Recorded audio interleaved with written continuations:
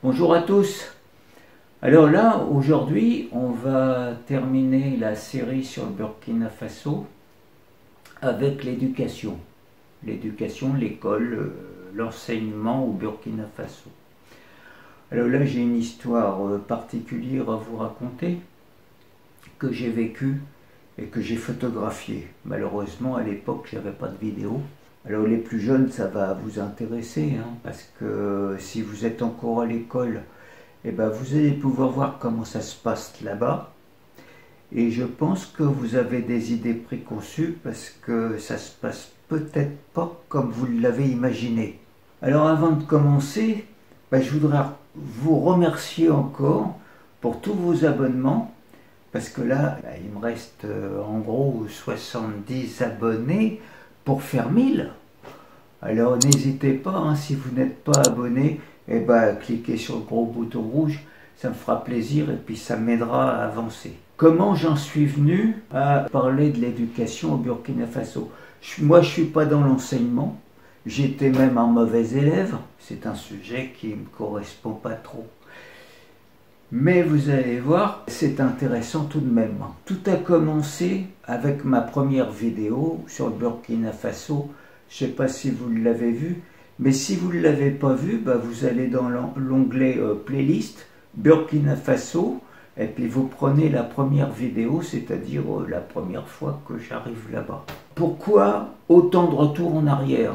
Je vais résumer rapidement pour tous ceux qui n'ont pas vu la vidéo. J'ai été au Burkina Faso parce que j'ai échangé un reportage photo contre un voyage au Burkina Faso.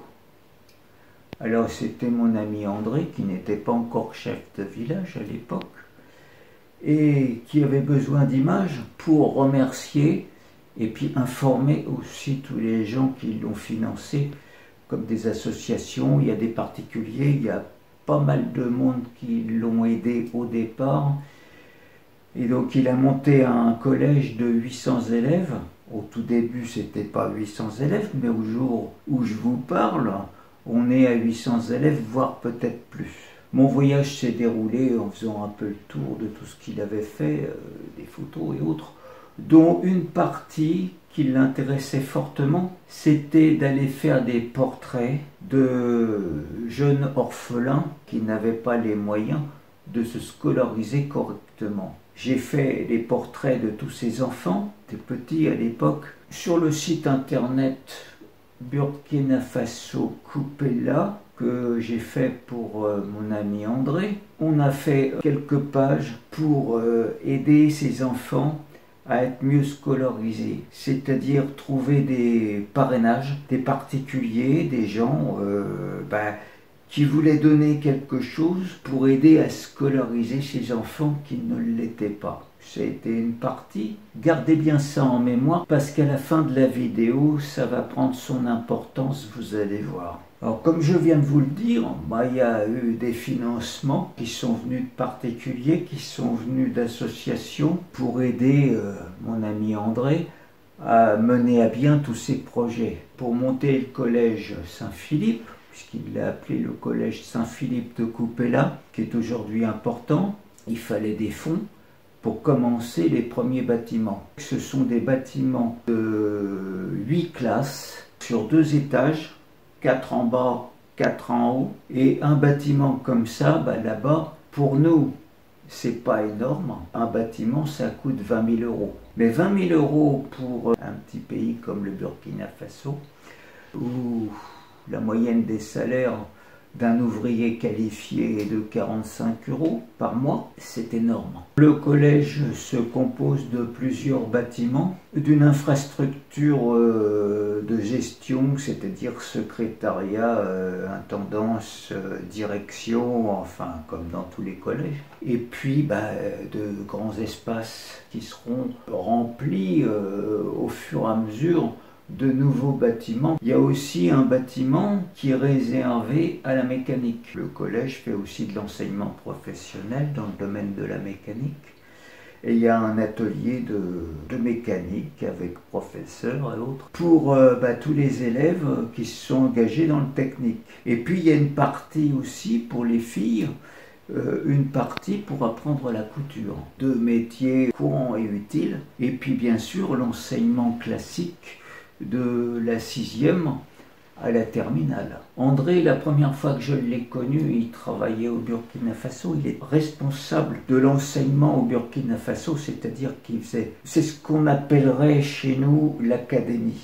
S'il y a des enseignants qui me regardent, ils comprendront tout de suite. Je rappelle que depuis, André ne travaille plus pour Burkina Faso dans le domaine de l'enseignement, mais est prof de maths à Paris, dans un collège à grande renommée, c'est-à-dire que ce sont un petit peu des élèves qui sont issus de familles un peu privilégiées et dont le niveau scolaire est assez haut et avec des résultats brillants. Je ne vais pas donner le nom du collège. Comme disent les professeurs de là-bas, ce sont les futurs dirigeants français. Ce n'est pas un établissement à problème. Alors on en vient au vrai but de la vidéo, c'est-à-dire comment se passe l'éducation au Burkina Faso, qu'on va voir à travers le collège qu'a construit André, voir comment ça se passe. La vidéo dernière a été consacrée à l'intronisation de chef coutumier de mon ami André, le Naba del Tanga.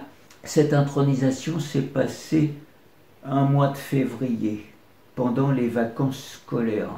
Il avait combiné les dates de telle manière à pouvoir inviter des petits élèves parisiens à son intronisation, mais aussi découvrir le système scolaire burkinabé. Alors au collège Saint-Philippe, les élèves sont en uniforme, les garçons sont en marron clair, les filles ont un haut bleu et puis une jupe plus foncée.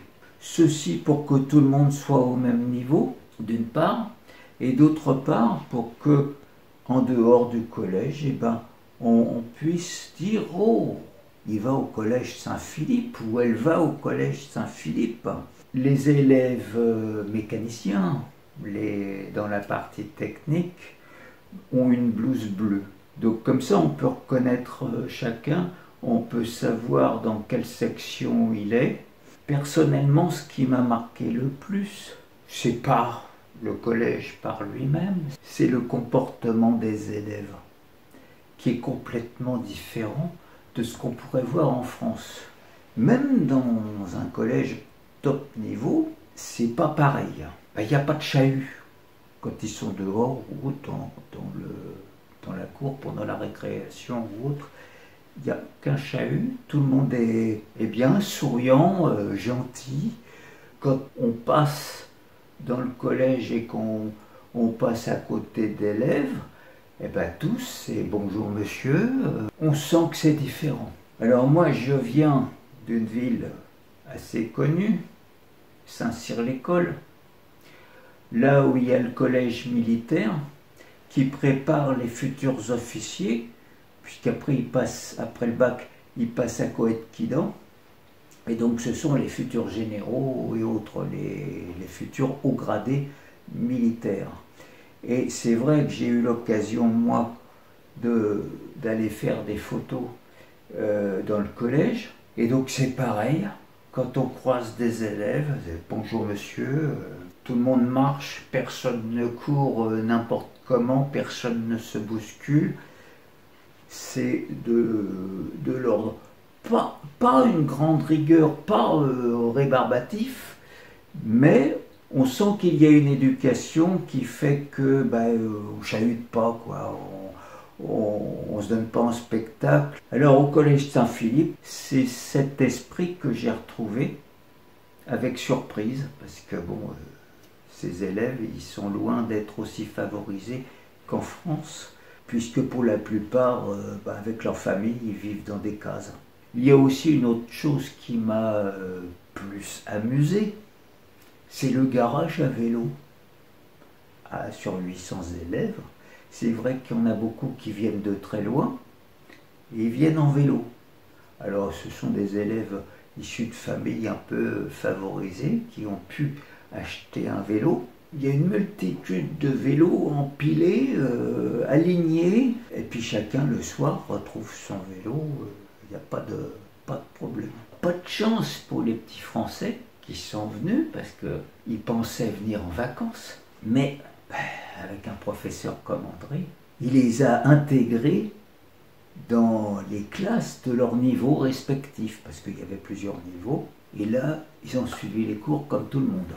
Alors c'est vrai qu'ils pensaient que ça serait facile, que les petits Africains, ils sont loin derrière, enfin, c'est un petit peu peut-être ce qu'ils pensaient, mais au contraire, les petits Africains, eux, ils savent que s'ils ont des résultats, ils vont aller plus loin, et encore plus loin, et qu'ils vont pouvoir s'en sortir et avoir une bonne situation plus tard.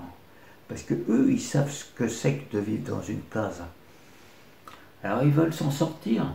Et pour eux, l'école, c'est leur loisir, c'est leur plaisir, ils font tout pour y aller. Et quand c'est la rentrée de la classe ou autre, il n'y a pas besoin de crier, il n'y a pas besoin de cloche, il n'y a pas besoin de... Ils rentrent tout seuls et avec le sourire. Là, ils vont commencer à pouvoir apprendre des choses. Donc les petits Français, eux, ils sont obligés de suivre le rythme comme tout le monde. Ils s'aperçoivent que c'est pas si facile que ça parce que le programme, c'est le même qu'en France. Mais il est suivi, ils avaient même peut-être un petit peu d'avance. Et ça coince un petit peu. Quand vient la récréation, parce que dans tout enseignement scolaire, il faut faire des coupures, il faut que les élèves se détendent un petit peu, les élèves et puis les professeurs aussi. Il y a de l'espace là-bas, il y a de l'espace, ils peuvent s'aérer. Bon, c'est vrai qu'il fait très chaud. Alors il y a une sorte de préau qui est construite en cercle, qui reprend un petit peu l'architecture d'une case. Donc ça fait un coin d'ombre, un coin plus frais qu'en plein cagnard dehors. Et puis il y a aussi une sorte de buvette où les élèves peuvent acheter de l'eau de source. C'est ce qu'ils achètent, de l'eau de source. Ils peuvent acheter aussi comme on dit, des sucreries, comme du soda et autres. Mais bon, c'est trop cher pour eux.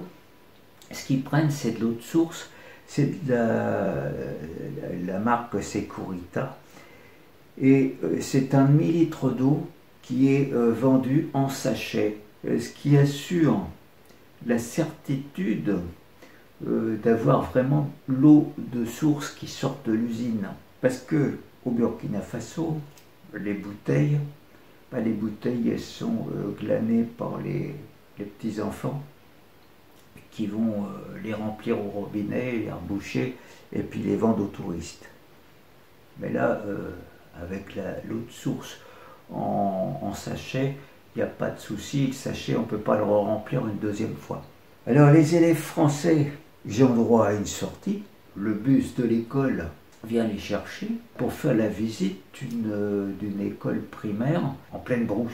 Tout le monde part à Songri-Tanga, qui est un coin perdu, pas trop loin de Kupela, à quelques kilomètres. Le petit bâtiment au milieu de nulle part, il n'y a aucune case qui l'entoure. Les élèves viennent de loin et à pied. Alors bon, ce sont des petits élèves puisque c'est une école primaire. Les élèves français sont invités à aller voir comment ça se passe. Donc ils sont entrés dans l'école, ils se mettent sur l'estrade devant le tableau, et un à un, ils vont se présenter. Et puis les petits élèves burkinabés vont pouvoir leur poser des questions. Alors c'est le début d'un échange qui se passe très bien, dans le respect, on entend les mouches voler presque. Puis ce moment-là, il est suivi d'un moment d'échange, parce qu'il est bon de savoir quel est leur programme, comment ils travaillent. Donc il y a les professeurs des petits blancs qui sont là aussi, qui vont faire le tour, qui vont parler un petit peu à un tel ou à un tel. Les élèves français, eux aussi, vont passer de table en table et puis essayer d'aider les petits Burkinabés à faire leurs devoirs. Donc un échange comme ça, et les élèves français ils s'aperçoivent que jouer les instituteurs, c'est pas facile. Il y a des fois des trucs où eux aussi ça coince, et pourtant ils sont d'un niveau supérieur. Alors comme ça, bon, ça crée des liens, et très vite, il y a des échanges qui se produisent. La classe est moins, je dirais, moins calme, mais avec des échanges très très intéressants, aussi bien pour les élèves français que pour les professeurs français. Parce que eux, ils peuvent voir aussi, voir comment ça se passe là-bas, est-ce que les élèves ont appris ou pas. Au bout d'un petit moment, les professeurs français sortent, vont s'asseoir sur les marches devant l'entrée de la classe. Et là, je vois qu'il y a des interrogations. Chacun échange, t'as vu comment ça se passe, t'as vu comment ils apprennent bien, t'as vu comment... Et puis aussi, ils voient les contacts de leurs élèves avec les élèves africains. Et tout se passe très bien. Alors, il doit y avoir des choses amusantes qui se racontent sur ce qu'ils ont vu et sur la réaction de leurs élèves à eux. Quand la visite était terminée, et tout le monde est reparti au collège Saint-Philippe de Coupéla et les élèves français ont repris leur place dans la classe. Donc là, ils travaillent comme les autres. Alors on voit qu'ils ont quand même conservé un comportement de Français, enfin d'Européens, parce que quand ils sortent des cours, quand il y a une interruption de cours et qu'ils se retrouvent dehors, ils agissent pareil qu'ils le feraient à Paris. Ils s'assoient par terre, s'appuient contre le mur et puis ils sortent les écouteurs, leur smartphone et tout ce qu'on veut. Mais il y a quand même un mélange. Et les élèves burkinabés, ils font pareil. Ils s'assoient avec eux et puis il y a quand même des échanges qui se produisent, des sympathies qui se nouent. Et les choses se passent comme ça. Alors, il n'y a pas que les maths dans la vie. Il y a aussi le sport, parce qu'à l'école on fait du sport.